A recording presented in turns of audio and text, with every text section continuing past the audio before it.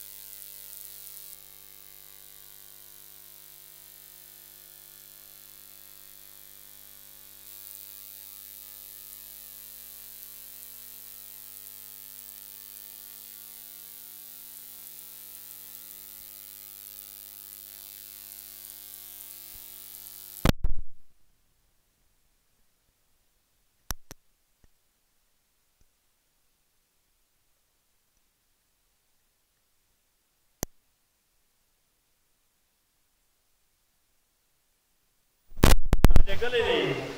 هدایت دی، دا په هغه وخت کې هدایت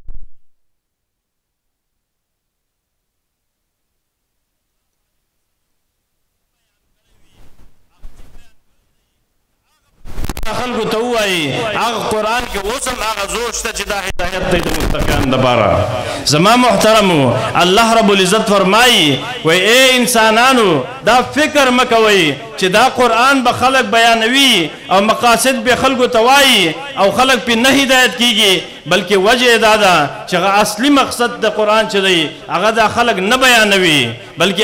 اصلي مقصد یې چاته معلوم دی. وایي په دنیا کې د قرآن اصلي مقصد هیڅ چاته هم نه دی معلوم. په انسانانو کې د قرآن مقصد په انسانانو کې هیڅ چاته نه دی معلوم، صرف د الله رسول ته معلوم دی. الله رب العزت فرمایي وی وانزلنا الیک الذکر،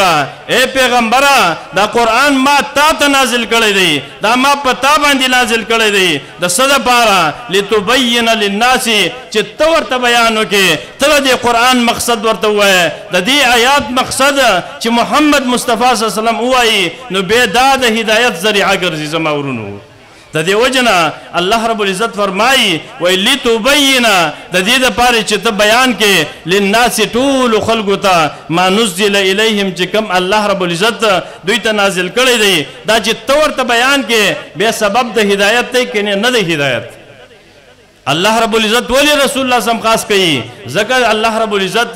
د محمد مصطفی صلی الله علیه وسلم په باره کې فرمایي وای دا پیغمبر داسې نه دی لکه عام انسان. دا فکر مه کوه چې ما د خپل استاد خلاف وکړي، ما د خپل مشر خلاف وکړي، ما د خپل پلار خلاف وکړي، بلکې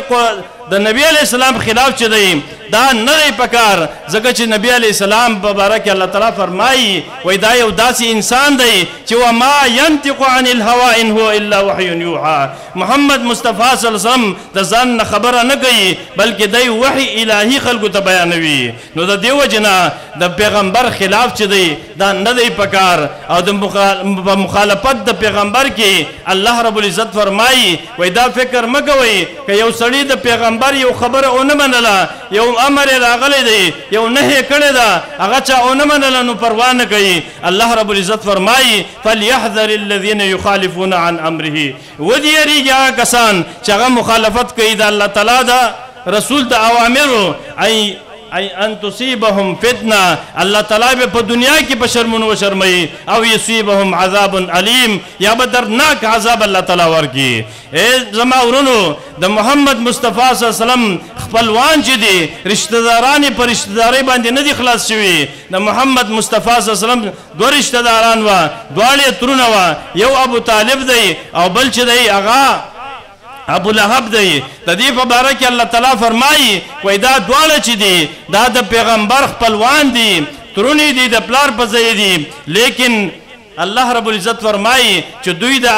دې پیغمبر خلاف شروع کوي. خلاف یې دوه قسمو زما ورونو، یو خلاف دا دی چې ستا په مقابل کې راوچت شي او مخامخ درته ولاړ ستا خلاف کوي، هغه څوک و؟ هغه ابو لهب و، الله تعالی په دنیا کې وشرموي. همدارنګې د هغه بل تره ابو طالب دی، هغه په دنیا کې خلاف نه کوي، لیکن د محمد مصطفی صلی الله علیه وسلم چې کم اوامر او نواهی دي په هغې تابعداري نه کوي، په هغې باندې صرف عمل نه کوي. نو په دې باندې څوک نه خلاصېږي چې د محمد مصطفی صلی الله علیه وسلم نوم واخیستلی شي او ځان د ځمکې وایي بس په دې باندې به خلاصم. نه، بلکې د محمد مصطفی صلی الله علیه وسلم